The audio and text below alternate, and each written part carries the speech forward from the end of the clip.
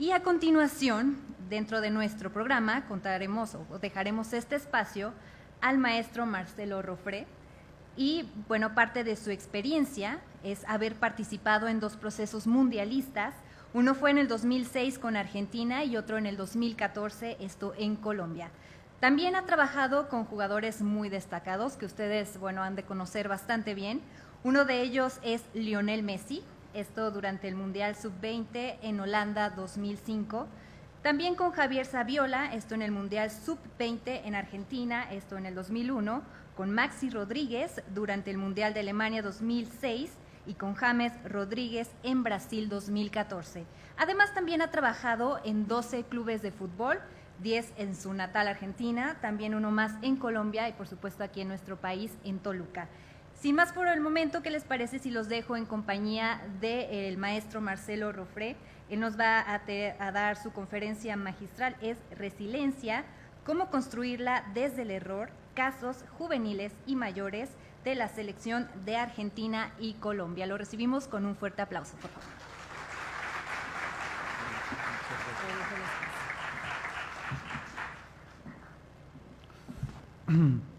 Bueno, bienvenidos a todos. ¿Cómo andan?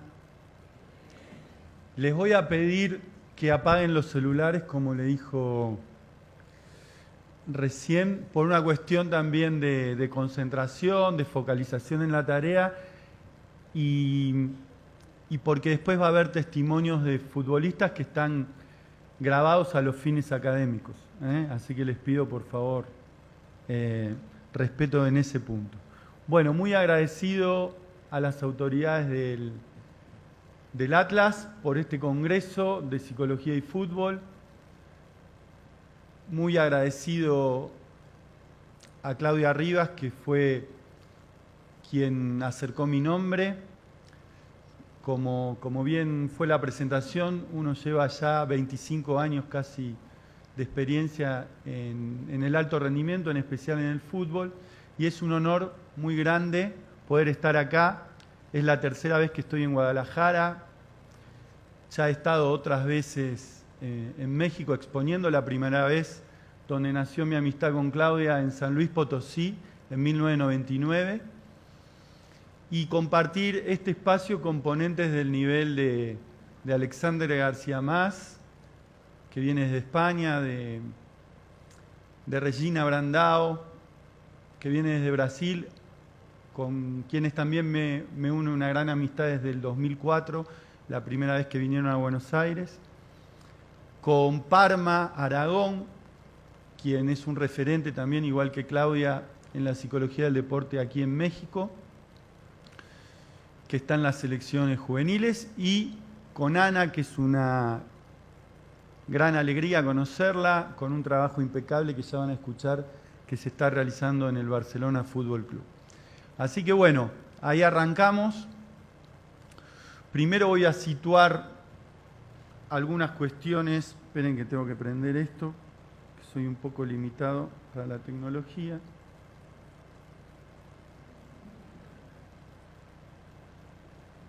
El PowerPoint. Ah, gracias. Bien. ¿Se escucha bien? ¿Así?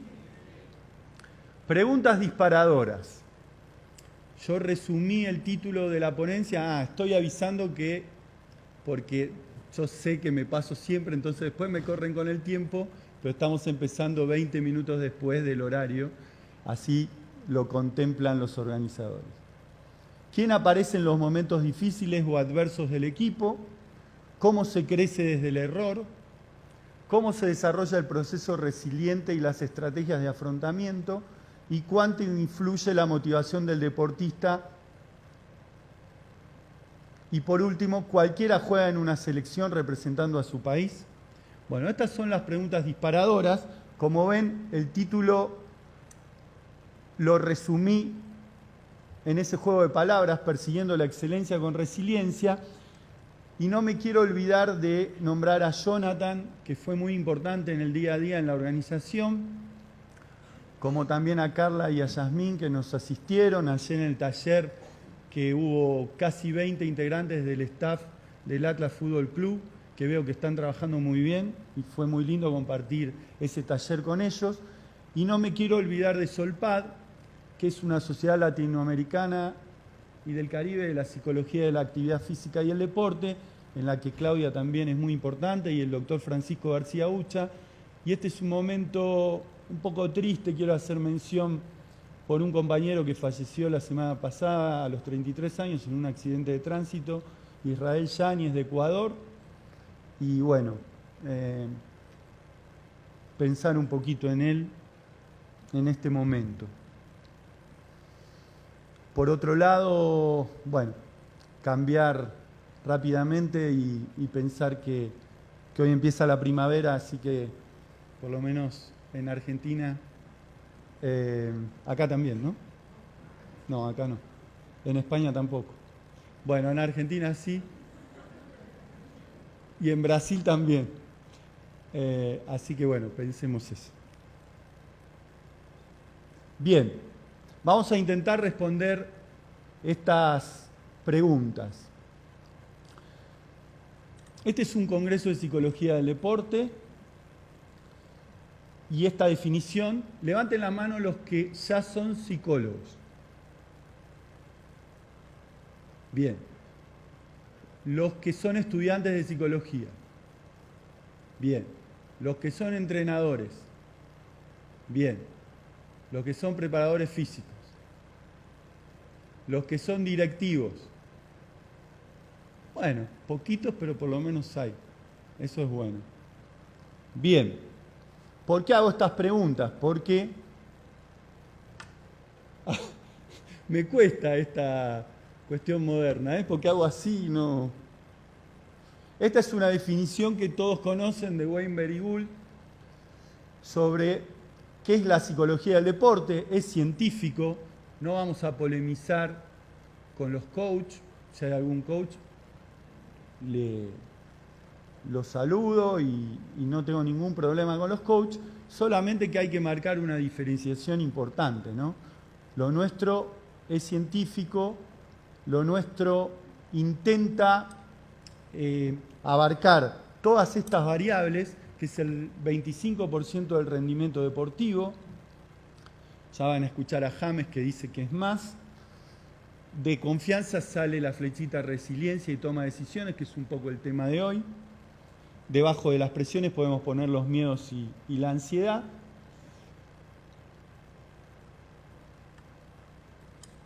Y sí ubicar algunas coordenadas para arrancar en relación a la psicología del deporte y todo lo que aprendimos recién con Rafa Márquez.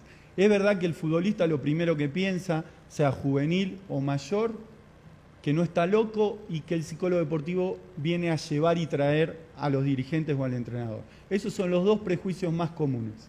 Entonces, tenemos que estar atentos a eso. Como también estar atentos a que no es lo mismo ayudarlo como persona, si bien es una persona y es una visión y una dimensión humanística, la de la psicología del deporte, pero no en términos como lo planteó por ahí Rafa. Con todo el respeto, marco la diferencia, para mí es un líder y lo admiro, pero él lo necesitó más desde el ángulo familiar, ¿sí? Que está bien porque evidentemente por lo que él transmitió se le metía en la cancha eso y le afectaba el rendimiento, pero nosotros lo que buscamos es la optimización del rendimiento.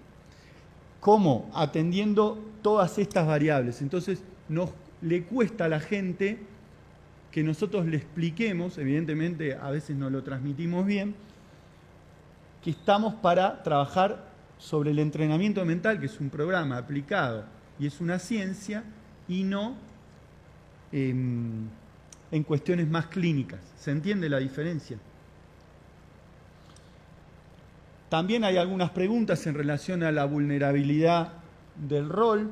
¿Por qué nos subestiman? ¿Por qué nos temen? Yo creo que porque ayudamos a pensar también. ¿Por qué se lo asocia con la clínica? Y también, fíjense la última pregunta. Alguien dijo, teniendo al mejor coach del mundo. A ver, puede ser el mejor o el peor coach, pero el coach es una herramienta, el coaching de la psicología del deporte, que solo alcanza del 7 al 8%.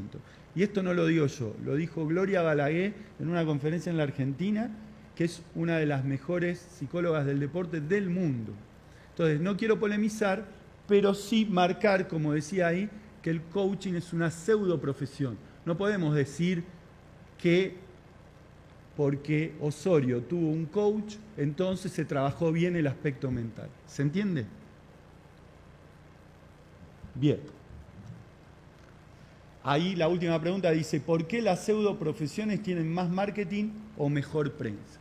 Bueno, evidentemente es un desafío que los psicólogos y las psicólogas del deporte todo el tiempo nos tenemos que plantear en relación a cómo convencer y cómo ser éticos, porque nosotros no vendemos espejitos de colores.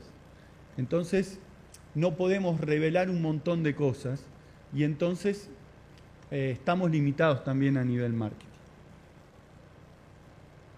Bien, y las tentaciones del psicólogo del deporte, por eso tenemos que ubicar las coordenadas, no desubicarnos, no idealizar, no dar notas, no creernos el ombligo del mundo y no violar el secreto profesional. En ese sentido, por eso les pedí que cuando veamos los testimonios de los jugadores, como James, como Mascherano, que están grabados como Falcao, con estos fines, como ahora todos tengan el celular apagado, ¿sí? Bien. Ese que ven ahí, ¿quién es? A mí me gusta moverme, perdónenme. Hola, hola. ¿Se escucha? ¿Quién es ese? Alfred. ¿Se acuerdan de Alfred? Batman y Robin. Si el entrenador es Batman y el preparador físico es Robin, el psicóloga del deporte es Alfred. Perfil bajo, apoyo logístico, detrás de bambalinas. ¿Sí? Pero muy importante y necesario. ¿Está? Y esta definición de Cantón me parece muy buena, ¿no?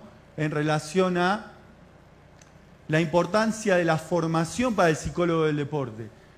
He tenido la posibilidad de hablar con varias personas y hasta que me pidieron una foto aún con este cuerpito que Dios me dio. Y sin embargo, siempre les pregunto cómo les dedico el libro, que he traído varios, sé que ahí en Futbología lo venden, pero están algunos y yo traje otros, así que cualquiera que quiera después me aborda. Y yo les pregunto, ¿qué sos? Psicóloga. Y les pregunto, ¿estás especializada en deporte? No, todavía no.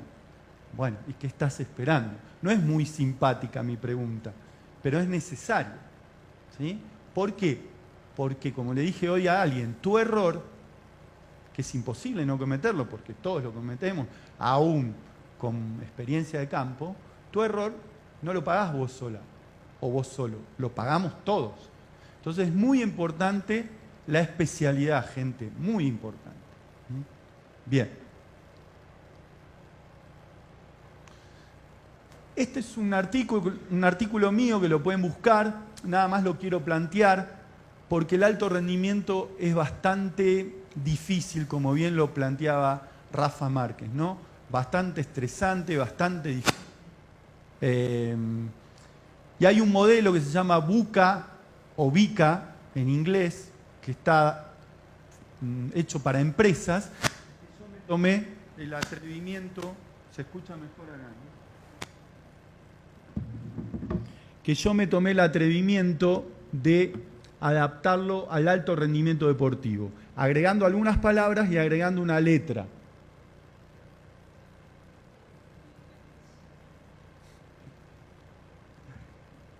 Volátil o voluble.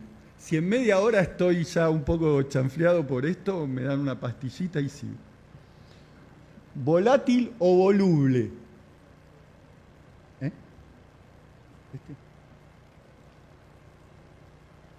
Fíjense, el VICA incluye volátil, le agregamos voluble. ¿Por qué? Porque la vida es cambiante, el deporte es cambiante, el fútbol es aún más cambiante. Incierto, dice el VICA, yo le agrego inesperado, inseguro y muchas veces inmerecido. Porque cuántas veces nos planteamos, respecto de nuestro rol o respecto de un jugador. No se merecía esto, merecía otra cosa. Bueno, el equipo mereció ganar, creó muchas situaciones de gol. Sí, pero no las concretó. El otro llegó una vez, te hizo un gol, a llorar a la iglesia. Complejo o complicado, ¿sí? No siempre lo complejo es complicado, pero muchas veces sí. Ambiguo. Ambiguo es que puede tener más de un sentido, o ambivalente podríamos agregar ahí. Y por último, dinámico o descartable.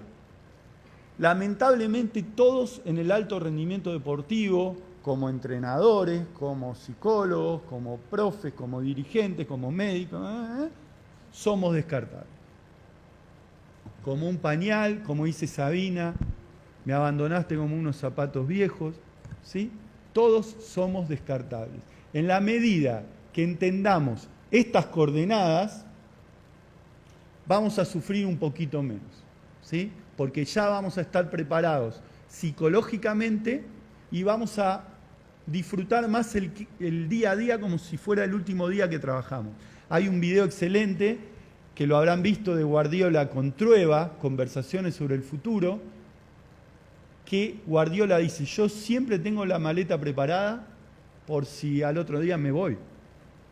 Obviamente que muchas veces no podemos hacer eso porque necesitamos el trabajo y tal, y no todos somos Guardiola, pero sí tener esa libertad de no sentirnos esclavos si la situación no es ideal, si no te están tratando bien, si no pudiste cambiar las coordenadas. ¿Se entiende a lo que voy?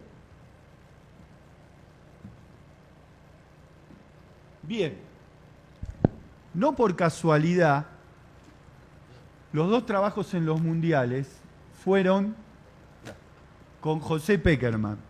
José Pekerman, con quien trabajé 15 años y a quien dejé, entre comillas, por temas familiares después de la Copa América 2015, por eso no estuve en el último mundial, tiene todas estas características.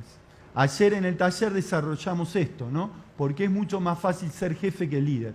Porque miren todas las competencias que tiene que tener un líder. Saber escuchar, tener empatía, tener inteligencia emocional, no prometer, ser mesurado, prudente, tener creatividad, persistencia, ser trabajador y siguiendo el modelo de Chela Duray, firmeza. Porque eso de que no, este jugador no tiene personalidad, este entrenador no tiene personalidad. Mentira. Personalidad tenemos todos. Lo que por ahí no tiene, hola, no anda. Lo que por ahí no tiene es firmeza. ¿Se entiende la diferencia? ¿Qué ven acá? ¿Un grupo o un equipo?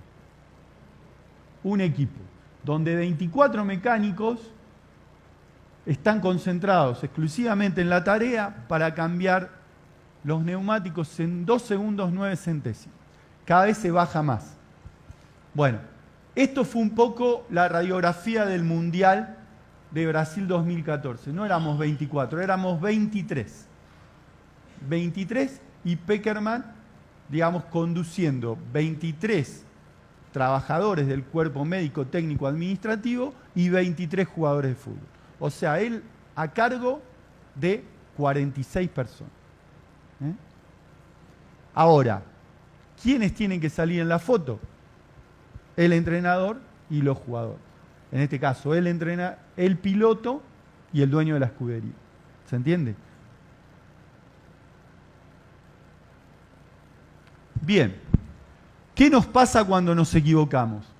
Rafa Márquez hablaba del error, ¿no? Hablaba de la resiliencia, sin decir resiliencia, que es un poco el tema de hoy. Cómo superar las adversidades, cómo hacerte fuerte en situaciones límites. Para mí un gran ejemplo es un libro que la mayoría de ustedes leyeron, Mi filosofía del triunfo de Michael Jordan, donde él claramente ubica que el miedo es una ilusión, si bien él lo podía hacer porque era extraordinario, después los terrícolas todos tenemos miedo, en mayor o menor medida, pero para sacarle un poco de dramatismo, ¿no?, al tema del miedo y al tema de la presión. me parece, mirá, un maestro como Alex. ¿Ven? Esto es un poco lo que yo sabía y ahora lo confirmo porque Alex sabe casi todo. Bueno, todo, pero casi todo. En el sentido de que uno es docente también para seguir aprendiendo. Todo el tiempo estamos aprendiendo en la vida. Este video me parece magnífico porque en 30 segundos transmite esto. Él necesitó fracasar para tener éxito. El tema es, ¿cuál es tu percepción de fracaso? ¿A qué llamas fracaso? ¿Cuál es la diferencia entre frustración y fracaso? ¿Qué te pasa frente al error? En competencias, si podés defender la confianza con autodiálogo positivo o no. ¿Qué herramientas tenés para defender la confianza? Para que los pensamientos vuelvan a ser positivos y vuelvas a pedir la pelota si es deporte de equipo y vuelvas a intentar. ¿Sí? Muéstrame a alguien que nunca ha cometido un error y yo te mostraré a alguien que nunca ha logrado mucho. Porque vamos a llamar error a repetir, digamos, el mismo fallo 2 veces. Si no, no es error, es aprendizaje. Ahora, cuando te enamorás de la piedra, es error. ¿Se entiende? Entonces, nosotros tratamos de trabajar con los deportistas para entrenarlos en la resiliencia. ¿Cómo vamos a definir resiliencia? Ahora vamos a ver el proceso resiliente, cómo se relaciona con la fortaleza mental y con la motivación. Pero por decir rápido qué es la resiliencia, vamos a decir que son 3 cosas, no una. Es una palabra que está de moda hoy, que viene de la psicología positiva y que significa al menos 3 cosas. Primero, enfrentar la adversidad, no huir. Lo mismo puede pasar frente al estrés. Es más, la adversidad es una situación estresante. Entonces, primero enfrentarla, no huir. Segundo, superarla, porque vos podés enfrentarla y no superarla, la adversidad. Y tercero, salir fortalecido, porque vos podés enfrentarla, superarla y no salir fortalecido. Y ahí nos lleva a la frase del filósofo Nietzsche, lo que no mata fortalece. O sea, si aprendiste del error, creciste, maduraste. ¿Sí? ¿Cuál es uno de los peores errores? Es más, nosotros tenemos un test confeccionado que está en alguno de los libros. Antes que me olvide, porque Claudia siempre se olvida, pero yo en general trato de no olvidarme, con Claudia escribimos un libro juntos, se llama El Partido Mental, en 400 frases y 50 temas, y bueno, está ahí o lo tengo yo para que se lo firmemos los dos, y fue un lindo trabajo que hicimos juntos en equipo, pensando todo esto, ¿no? Frases y preguntas disparadoras y tips para entrenadores y para futbolistas. Entonces, en este test de los 38 miedos más comunes del futbolista, los más comunes ¿cuáles son? Miedo a fracasar, miedo al error, miedo a equivocarte, miedo a no dar lo que se espera de mí, miedo a lesionarte, pero también miedo al éxito y miedo a ganar. Y vos decís, ¿cómo? ¿Cómo así? Como dicen en Colombia. ¿Cómo así? Miedo al éxito. Y sí, la mente es tan compleja que a veces no querés acercarte al éxito o alcanzarlo porque sentís que no tenés con qué sostenerlo.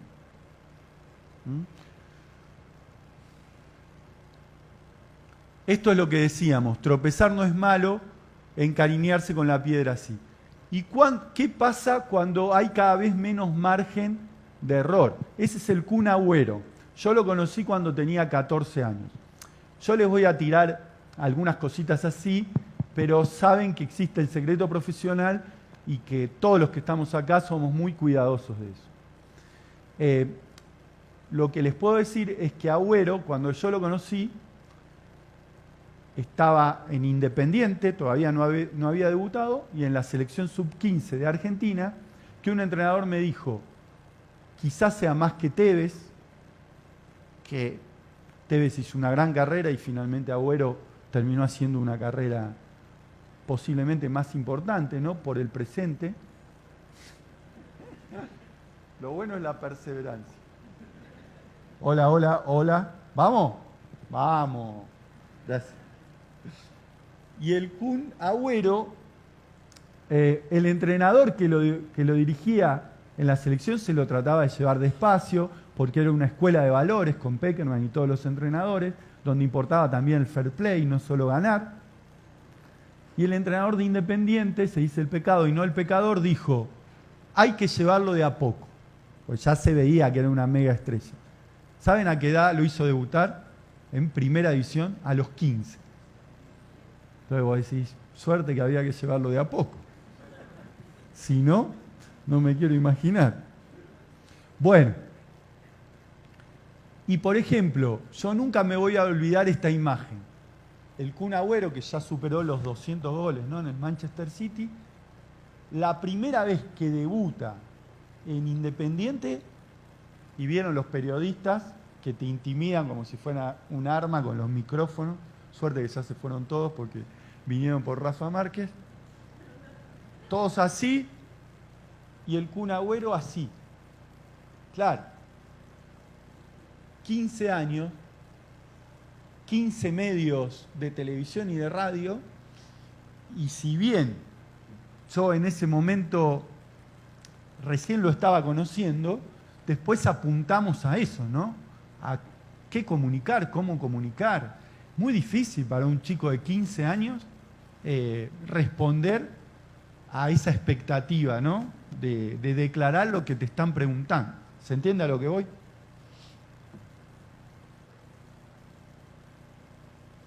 Bien, la resiliencia. Esta es otra definición. No es un rasgo que las personas tienen o no tienen, conlleva conductas, pensamientos y acciones que cualquier persona puede aprender y desarrollar. Se trata de una nueva mirada de la manera en que los diferentes seres humanos afrontan posibles causas de estrés. Este es el proceso resiliente, la adversidad y la adaptación positiva. Ustedes me dicen, Marcelo, ¿conociste muchos deportistas, sí, futbolistas, que tenían condiciones y por ahí no eran resilientes? Sí. ¿Y pudiste ayudarlos? Y a algunos sí y a otros no, como yo hubiera querido. ¿Y hubo alguno que quedó en el camino por no ser fuerte en la adversidad? Y posiblemente sí. Aunque una vez que ya llegás a primera es porque ya tenés resiliencia. Porque, por lo menos en la Argentina, de 100 que se inician a los 13 años en AFA, porque está AFA y Liga, AFA es la más competitiva, uno llega a vivir del fútbol. Fíjense la trituradora de carne que es el fútbol. Entonces la pregunta es, ¿qué hacemos con los otros 99, 999, 999.000? ¿No?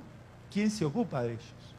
Por eso está bueno el enfoque holístico de la persona, ¿no?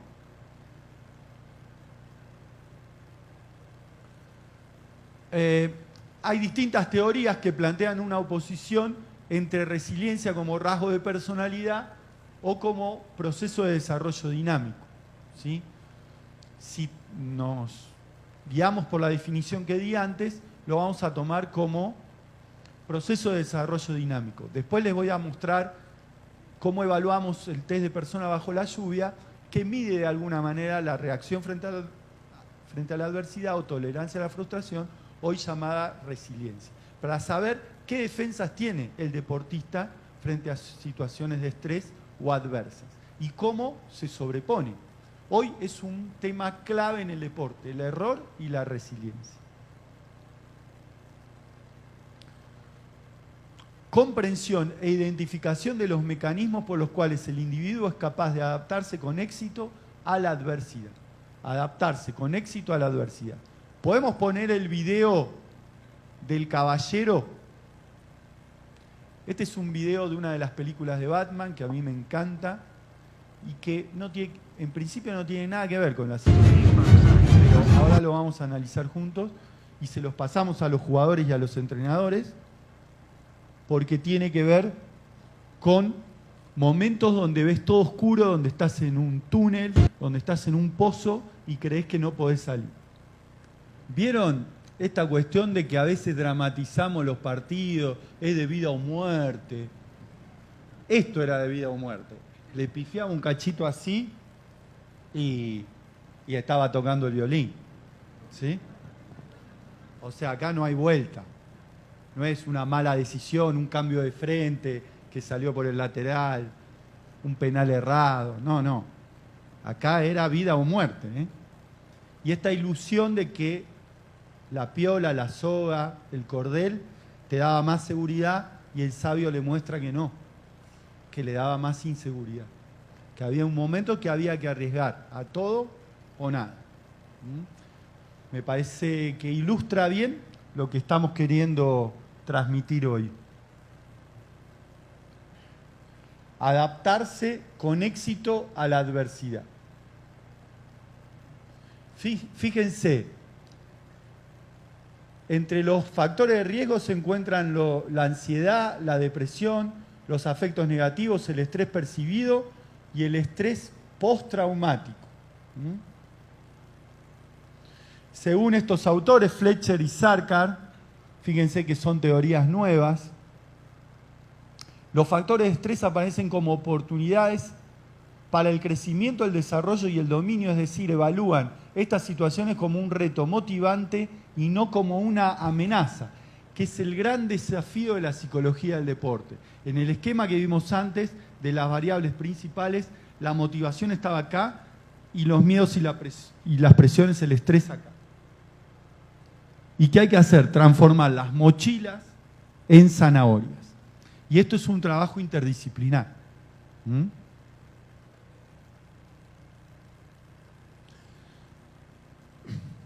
Y todo este proceso influye sobre todas estas variables. Vamos a citar a Alex en un trabajo del 2015, donde cita a Nichols, quien define la orientación al clima tarea como la propensión definida al éxito e interpreta su capacidad en el sentido en que uno mismo se enfoca y apunta a la mejora y a la maestría, afirmándose que esta orientación también contribuye a una valoración del esfuerzo independientemente del nivel de habilidad percibida, así como la preferencia por tareas desafiantes. ¿Sí? ¿Por qué cito motivación? Porque tiene que ver con este esquema que los mismos autores en el 2012, fíjense, los estresores y las respuestas con óptimo rendimiento, pero en el medio, en la evaluación del reto y la metacognición, aparece la confianza, la personalidad positiva, la motivación, la concentración y el apoyo social percibido. Porque muchas veces, como veíamos ayer en el taller, no es un problema y nosotros lo percibimos como un problema. No es una amenaza y nosotros lo percibimos como una amenaza. No tiene solución y todo problema tiene solución. Pero llegamos a un punto que es muy importante. ¿De qué estrés estamos hablando cuando hablamos del alto rendimiento? De mucho, pero particularmente de uno, del estrés de la competencia. Ese es el momento de la verdad. Ese es el momento donde los psicólogos del deporte tenemos que afinar más la observación y las herramientas para sacar conclusiones de qué le pasa al deportista después del error, si aparece o no aparece, cuánto tiempo desaparece, por qué desaparece, qué pensaba antes de equivocarse, qué pensaba después y cómo poder modificar esa cognición. ¿Se entiende?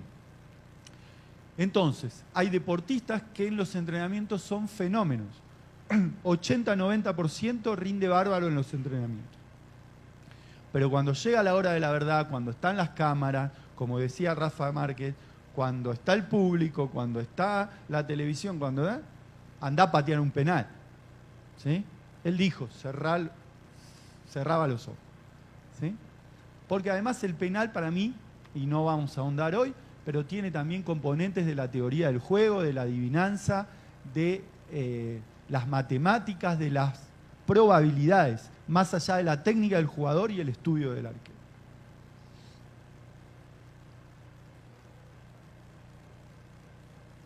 Y acá vamos a citar a otro colega español, Ricardo de la Vega, que esto lo hizo con Sara Márquez y cuatro colegas más españoles. Las relaciones existen, fíjense, es un trabajo interesante que lo pueden buscar. El papel del perfil resiliente y las estrategias de afrontamiento sobre el estrés, recuperación del deportista de competición. Y él va a decir, ¿no? Al final de la frase, que esto se relaciona con la disciplina, el compromiso, el apoyo social percibido, la fortaleza mental, el optimismo, la ansiedad o la autoconfianza. O sea que en el estudio de investigación que hicieron, corroboraron lo investigado por todos estos autores. Entonces nosotros nos vamos a quedar con, entre otras cosas, la fortaleza mental, que fue lo que nosotros tratamos de construir tanto en la selección de Argentina como en la de Colombia. Bueno, las casas de futbolista, el otro día estoy en un club ahora, y el otro día hablaba con un pensionado y me decía, empecé hace un mes, ¿no? Me decía, Marcelo, yo no soy feliz acá, no soy feliz, la paso mal los fines de semana, la paso mal porque no juego, porque en mi club era figura, la paso mal, porque el entrenador no me tiene en cuenta, porque no voy ni al banco. Entonces es muy complicado el tema de las casas del futbolista, del pensionado, ¿no? Ese es un aspecto que deberíamos cuidar y mucho.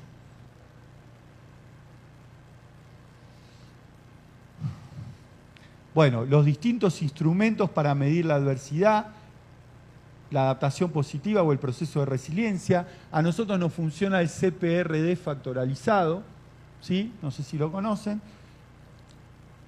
Pero también nos funciona, y ahora volvemos, el persona bajo la lluvia.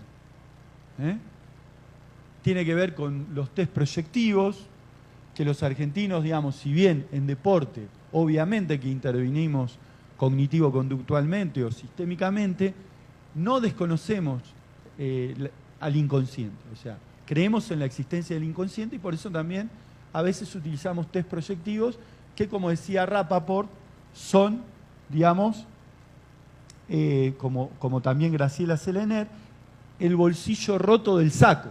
Vieron que a veces, porque los test psicométricos nos sirven mucho, pero hay un factor de deseabilidad social, que vos vas a responder lo que el otro espera. Entonces hay un margen de error.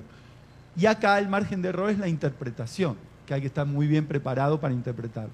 Pero ¿vieron el bolsillo roto del saco? Que muchas veces, uy, aquí están las pastillas, la lapicera, y haces así, uy, encima de este bolsillo no tiene ni para abrirlo. Pero supongamos, y no la encontrás, hasta que decís, se me agujereó con las llaves el otro día. Y haces así y la sacás de acá atrás, las pastillas, ¿no? Eso es lo que dice Rappaport con el inconsciente. Porque a lo sumo puede decir, pero mira que no sé dibujar, Marcelo, no importa. Acá no buscamos un Picasso, no medimos calidad artística. Entonces dice Selener, la interpretación gráfica es un proceso en el cual se debe cumplir una serie de pautas claramente establecidas y desarrolladas. Supuestamente, si dibuja paraguas está cubierto de la lluvia, pero puede dibujar paraguas igual mojarse. Las nubes son la presión. Y después hay un montón de interpretaciones en cuanto a la introversión, extroversión de personalidad, la angustia, acá está mirando al pasado, el equilibrio yoico, la estabilidad emocional, y podemos sacar conclusiones homologando la lluvia a la adversidad, si posee defensas precarias que podrían estructurarse mejor o si no posee defensas. Este test lo tomábamos en los juveniles, más no con los profesionales. Salvo algún caso puntual que uno quería ahondar, con los profesionales, en general mi estilo es dibujitos no, porque ya les cuesta bastante todo, decía Rafa, no forzar. Entonces, pero en juveniles están más predispuestos, más abiertos. En juveniles, hablábamos ayer en el taller, hay que dar más explicaciones y con los mayores, cuanto menos hablas, mejor. Esto es para el entrenador, para el psicólogo, para todos. Porque hay que gestionar el estado de ánimo del jugador y el involucramiento en el proyecto, que son las dos cosas más difíciles del jugador profesional. La segunda parte de la consigna es, una vez que finalizaste el dibujo, escribí un cuento de cómo es esa persona, cuántos años tiene, de dónde venía cuando lo agarró la lluvia, dónde iba, qué tipo de lluvia era, y ponele un título. Y está muy bueno este relato porque te da un complemento, son como 3 T's en uno, porque ustedes conocen el del dibujo de la figura humana. Este es con adversidad y además con un relato que te muestra también creatividad, aparte de horrores de ortografía y un montón de otras cosas. Bien, entonces, ¿por qué aparece el miedo, no? Ante acontecimientos previstos, o el miedo a lo desconocido, la imagen negativa de lo que puede pasar. Esta definición de estrés la conocen. Hay muchos entrenadores o jugadores que se ven superados por la situación, por decirlo con nuestras palabras, eso es estrés. Está el estresor, la percepción de amenaza y la reacción emocional como estado. Si a eso le sumamos una ansiedad rasgo, puede ser un combo letal. Ahora, ustedes me dicen, por la pregunta inicial disparadora, Marcelo, ¿cualquiera juega al fútbol? No. Llegan los elegidos. Y no llegan nada más los que tienen talento.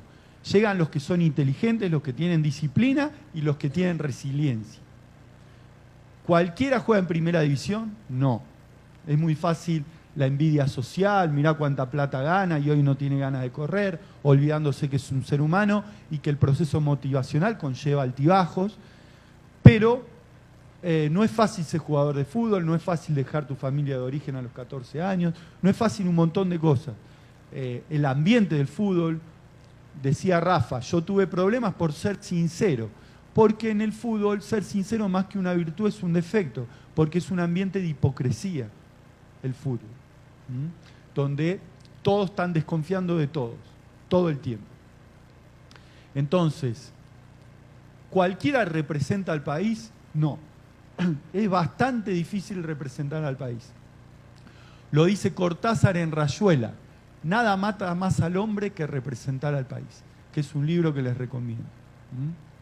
Nada mata más al hombre que representar al país. Entonces tenemos en la selección argentina que no nos fue muy bien, en la de México que no nos fue muy bien, en la de España que no nos fue muy bien, y la verdad que no nos fue muy bien. ¿Qué va a hacer? A veces no va bien y a veces no nos va muy bien. Pero ¿qué pasa? Hay jugadores que en sus clubes son unos fenómenos.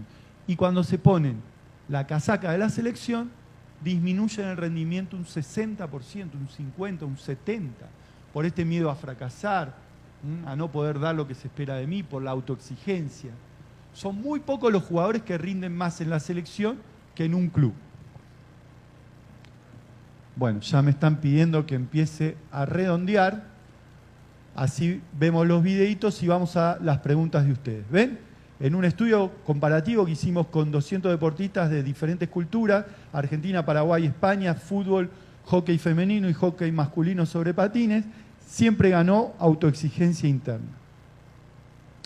Fíjense qué presiones lo definimos como exigirle al otro más de lo que puede dar, porque si le exigís lo que puede dar, no es presión.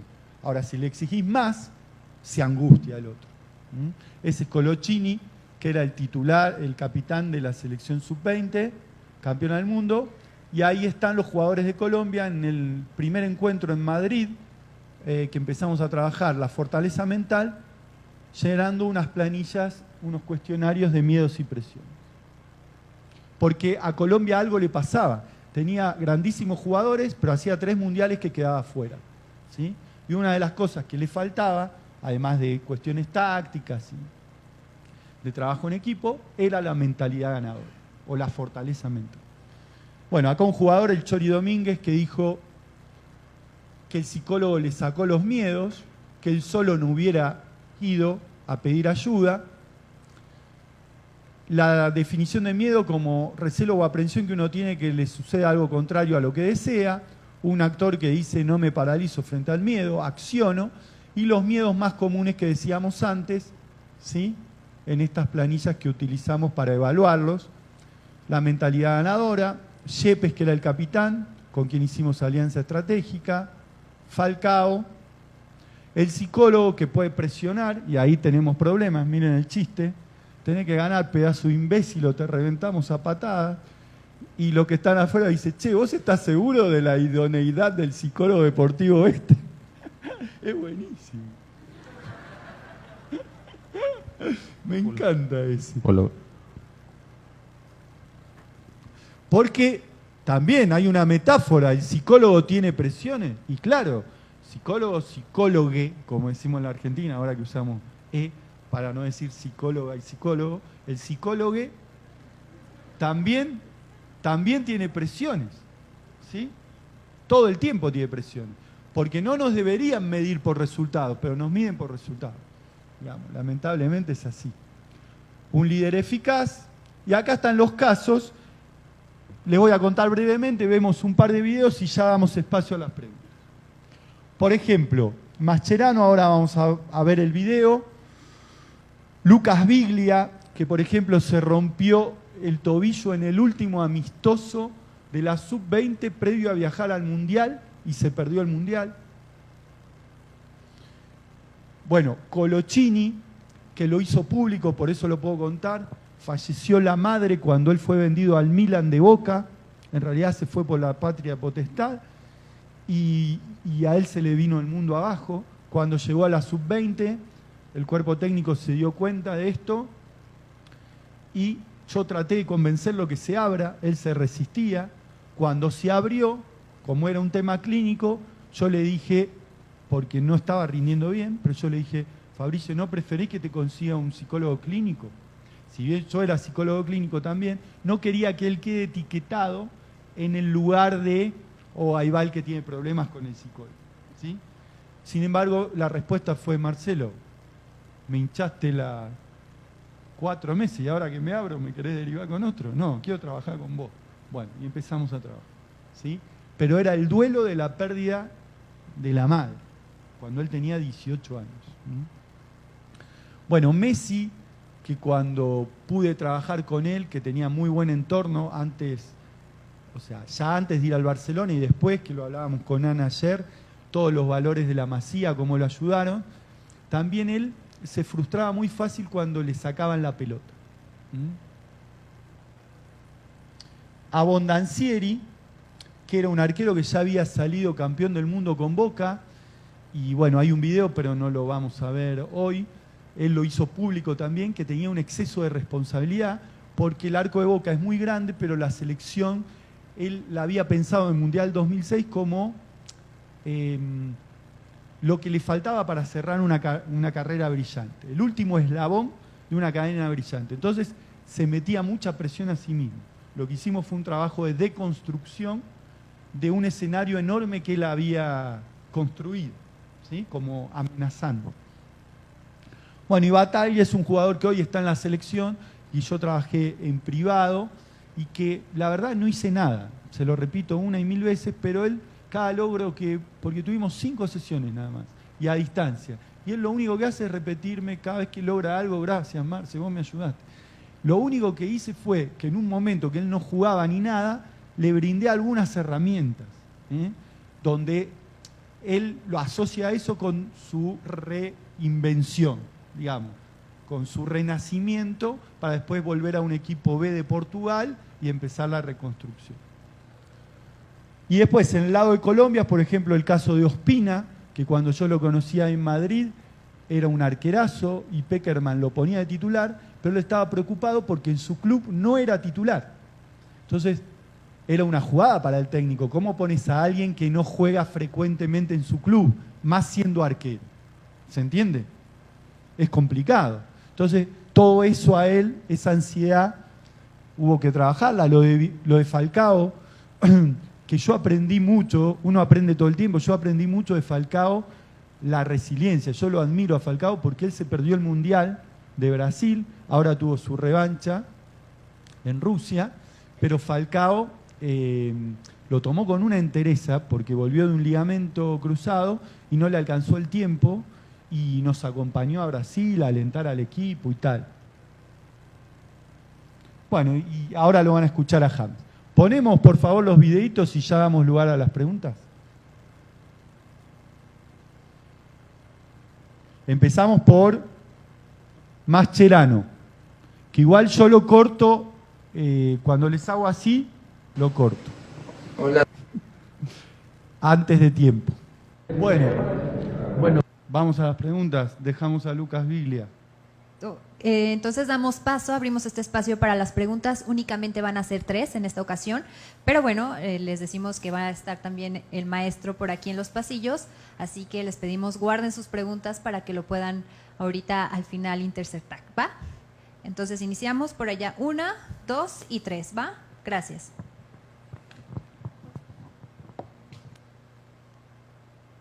¿Una?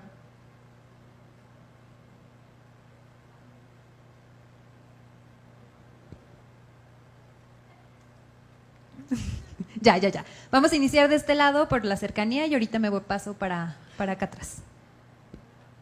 Hola. Ya, listo.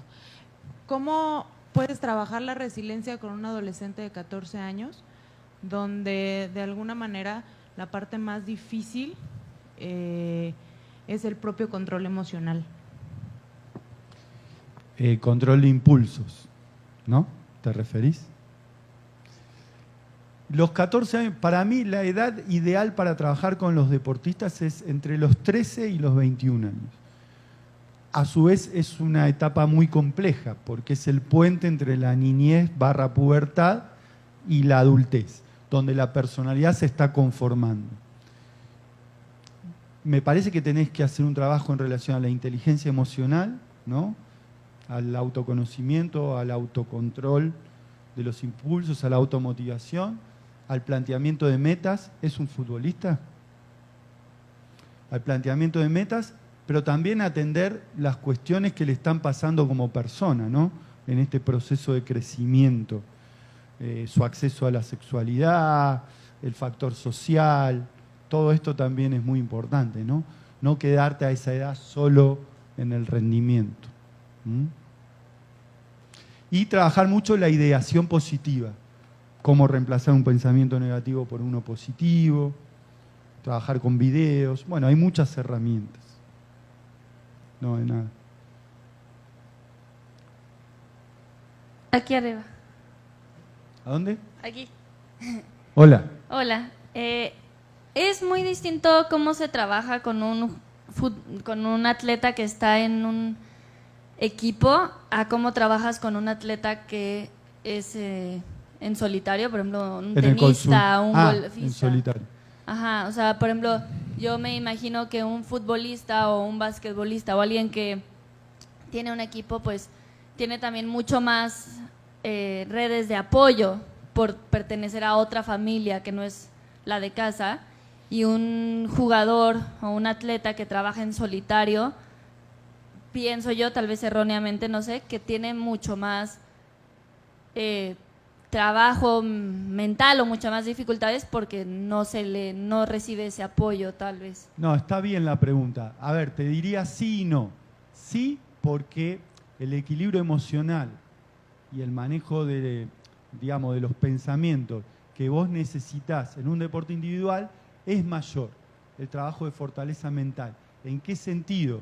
Como decía un boxeador argentino, todos te palmean, todos te saludan, pero cuando suena la campana te empujan al medio del ring y te sacan hasta el banquito. Eso decía Ringo Bonavena, ¿no? En ese sentido, digamos, sos el protagonista y el dueño absoluto, digamos, de tus errores y de tus virtudes. Entonces, en ese sentido, el equilibrio emocional hay que trabajarlo mucho más. Y no, justamente recién venía para acá y un patinador que atiendo en privado me decía que en un campeonato mundial llegó a 50 metros, estaba en la recta final, quinto ahí, y se resbaló y se cayó, ¿no? O sea, que uno en general en estos congresos cuenta los éxitos, pero también para llegar a estos éxitos uno tuvo y tiene un montón de fracasos también, ¿no? Es la realidad. Y eso es lo bueno de esto, que cada caso es distinto. Ahora, cuando en un equipo vos te equivocás, te sostiene la estructura. Cuando es un equipo y no un grupo. Cuando hay un equipo y hay un líder, porque líder es equipo y grupo es jefe, entonces te sostiene la estructura y entonces podés lagunear, digamos, que alguien te despierta, un compañero, y te dice, Marcelo, despertate, dale. ¿No? Porque en general el talentoso cae en focos atencionales más a menudo. ¿Se entiende lo que digo? Entonces, sí y no. Y no porque el rival a vencer siempre es uno mismo. O sea individual o de equipo.